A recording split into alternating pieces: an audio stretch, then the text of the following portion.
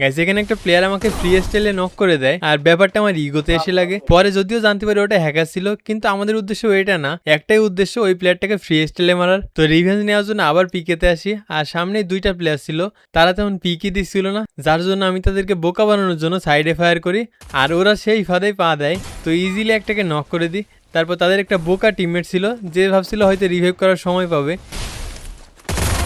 দুইটা teammate knock হতে দেখে তাড়াতাড়ি একজন রিভাইভ করার জন্য ভেন্ডিংয়ে চলে যায় আর আমিও ব্যাপারটা বুঝতে পেরে তাকে ওয়ান ট্যাপ দিয়ে দিই। কিন্তু সেই ফ্রি স্টাইলে খেলার প্লেয়ারগুলোকে খুঁজে পাচ্ছিলাম না, একটু পরেই তাদেরকে পেয়ে যায়। সে প্রথমেই চৌধুরী ভাইকে নক করে দেয়, আমিও পুরো রাশ করে তাকে নক করার চেষ্টা করি। এর কিছুক্ষণ পরে এখানে বণিক ভাই আর চৌধুরী ভাই নক হয়ে যায় আর আমি এখানে একাই ফাইট নিচ্ছিলাম। তো দেখেন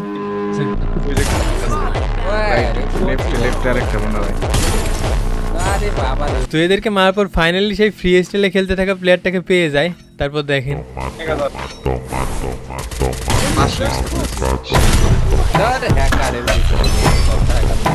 তো আর লাস্ট প্লেয়ার বাকি আছে, আপনার ভিতর লাইকটা করে দিতে পারেন।